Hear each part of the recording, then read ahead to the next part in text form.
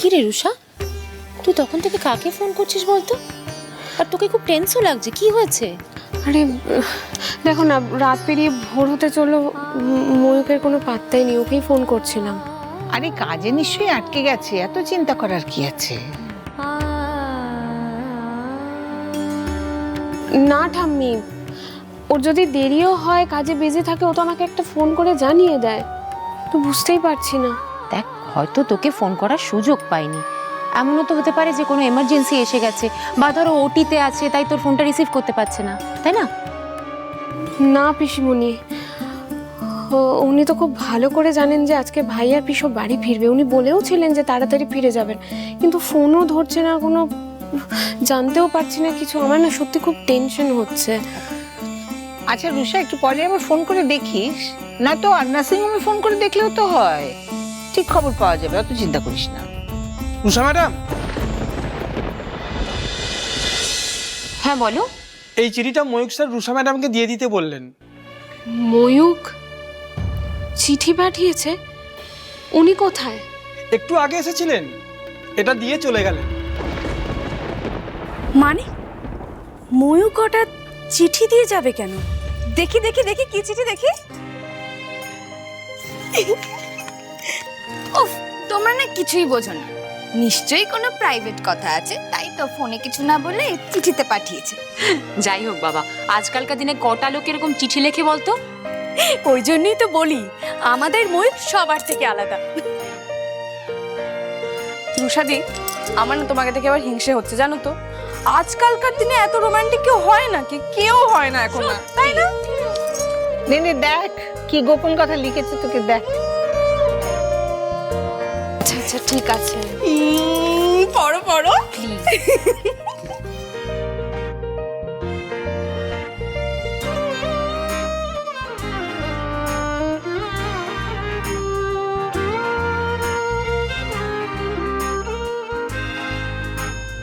প্রিয় রুষা, আমি আপনাকে একদিন বলেছিলাম আমি আপনার সাথে থাকতে চাই, আপনার সন্তানের দায়িত্ব নিতে চাই।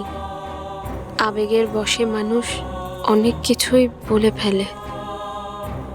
আপনাকে অসহায় দেখে আমিও আবেগের বশে অনেক কথা বলে ফেলেছিলাম, তবে পরে ভেবে দেখলাম আপনার সাথে আমি নিজেকে জড়াতে চাই না।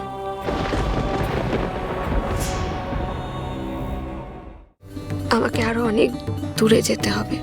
আমি চাই না আমার জীবনে কোনো পিছুটান আসুক। আমি হায়ার স্টাডিজের জন্যই ইউএসএ চলে যাচ্ছি।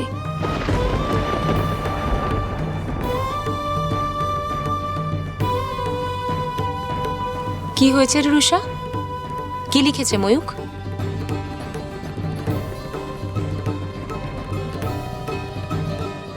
ময়ূক ইউএসএ চলে গেছে, আর কোনোদিনও ফিরবে না। কি?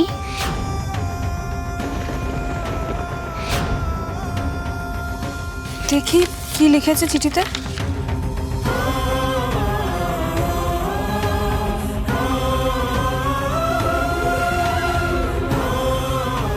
ময়ূকদা লিখেছে যে আবেগের বশে ময়ূকদা রুষাদিকে অনেক কথাই বলেছিল, কিন্তু পরে ভেবে দেখেছে রুষাদির দায়িত্ব ময়ূকদা নিতে পারবে না, আর নিজেকে রুষাদির সাথে জড়াতেও চায় না। ডাক্তারির হায়ার স্টাডির জন্য ইউএসএতে চলে যাচ্ছে ময়ূকদা।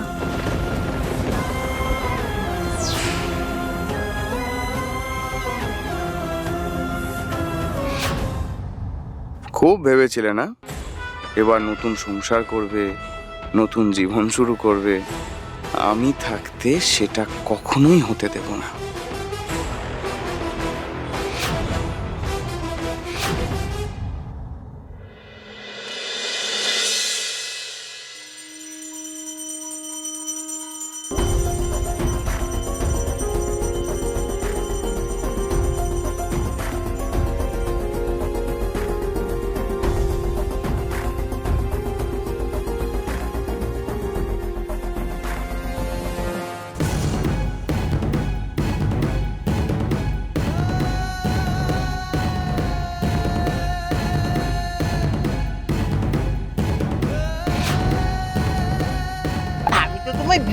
না, খাবার দিতে এসেছি, এই যে খাবার। তুমি আর আমাকে বন্দি করে রাখতে পারবে না মনিকা। সবাইকে সমস্ত সত্যিটা আমি বলবোই। এবার তোমাকে শাস্তি পেতেই হবে।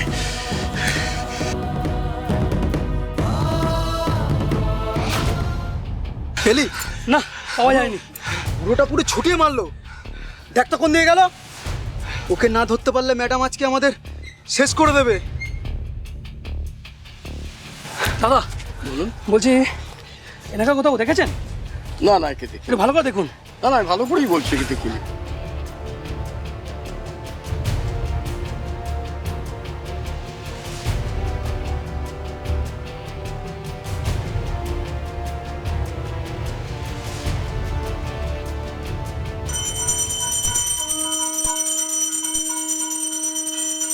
তুমি তো জানো ঠাকুর, আমার মা বাবাকে কে খুন করেছে। আর অপ্রতিম আঙ্কেল যে কোনো দোষ করেনি, এই খুনটা করেনি, সেটাও তোমার থেকে ভালো কেউ জানে না।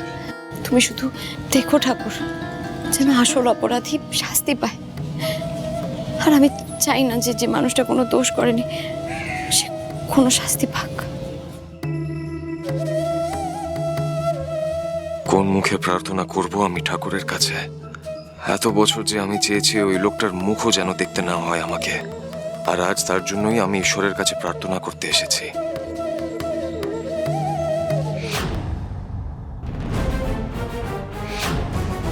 এনাকে কোথাও দেখেছেন? না, দেখিনি। ওদের দেখে মনে হচ্ছে ওরা কাউকে খুঁজছে। কে ওরা? ওই তো পুরোটা, ধর ওকে, চল।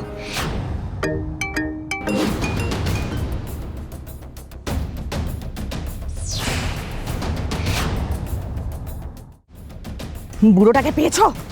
হ্যাঁ ম্যাডাম, ধরে ফেলেছি ওকে। আপনি ঠিকই বলেছিলেন, ওটা ঘুরে ফিরে ওই মন্দিরেই এসেছিল। তাড়াতাড়ি বুড়োটাকে আমার কাছে নিয়ে এসো, বুঝতে পেরেছো? আমরা এক্ষুনি ওকে নিয়ে আসছি। কুইক, ফাস্ট, একদম দেরি করবে না। সবাইকে ভালো করে জিজ্ঞাসাবাদ করবে, কাউকে ছাড়বে না। থরলি চেক আপ করবে, তন্ন তন্ন করে খোঁজো। ওরা কিন্তু এখনো শহরের বাইরে যেতে পারেনি। ওই মনিকা সুরকে কিছুতেই ছাড়া যাবে না। সমস্ত রেল স্টেশনে, বাস ডিপোতে আমাদের লোক আছে, তাদের সাথে কথা বলো, ওদের কাছে ছবি পাঠাও, ঠিক আছে? যাও যাও যাও, ফার্স্ট যাও।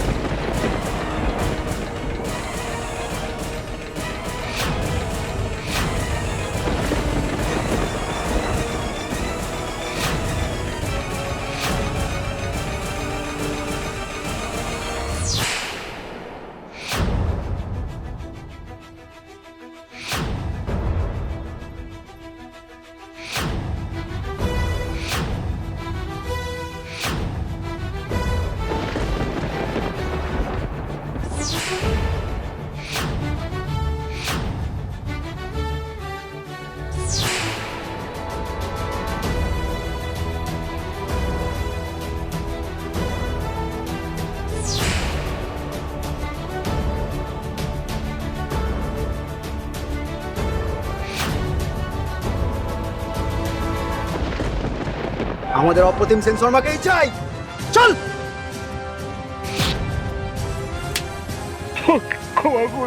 তুমি যদি সত্যি ক্ষমা চাইতে চাও তাহলে দুজনের কাছে চেও, আমার মা আর প্রিয় ব্রিজেশ আঙ্কেলের মেয়ে।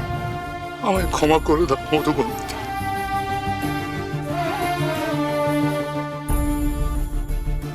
মনিকাকে ধরতে পেরেছেন? না ম্যাডাম, মনিকা পালিয়ে গেছে।